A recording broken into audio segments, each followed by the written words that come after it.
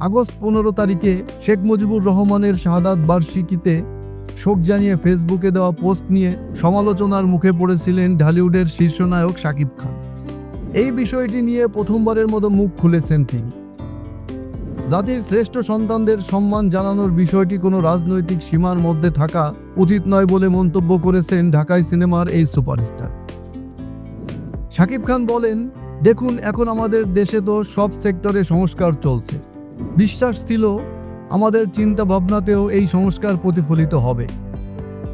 এমন প্রেক্ষাপটে দলমত নির্বিশেষে জুলাই গণ অভ্যুত্থানে সকল শহীদদের যেমন স্মরণ করা উচিত, তেমনি দেশের জন্য অতীতে যারা ত্যাগ স্বীকার করেছে জাতির সেসব শ্রেষ্ঠ সন্তানদেরও সম্মান জানানো উচিত।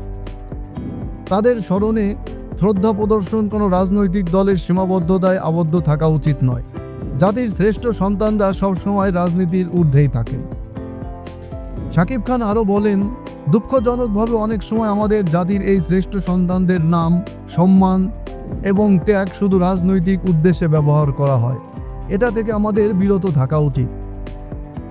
যারা আমাদের দেশ ও মানুষের জন্য জীবনের সব দিয়ে দিয়েছেন তাদের প্রতি সম্মান প্রদর্শন করা আমাদের সবার নৈতিক দায়িত্ব।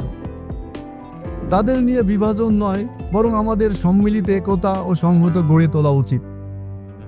দেখুন, আমি শাকিব খান কখনো কোনো রাজনৈতিক দলের সঙ্গে সংযুক্ত ছিলাম না। কোনো রাজনৈতিক পদ বা দায়িত্ব আমার নেই। রাজনীতিতে যোগদানের প্রস্তাব প্রত্যাখ্যান সম্পর্কে শাকিব খান বলেন, বিগত বছরগুলোতে বিভিন্ন সময় আমাকে রাজনীতিতে সম্পৃক্ত হওয়ার অফার করা হয়েছে, কিন্তু শুধু সিনেমার কথা ভেবে আমি সচেতনভাবে এড়িয়ে গিয়েছি। এমনকি কোনো ধরনের পলিটিক্যাল সুযোগ সুবিধা নিইনি।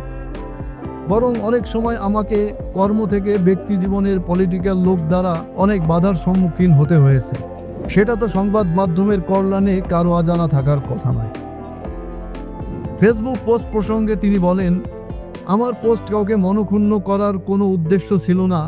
যারা এটাকে কেন্দ্র করে বিভিন্ন ন্যারেটিভ খুঁজছেন তা মোটেও গ্রহণযোগ্য নয়।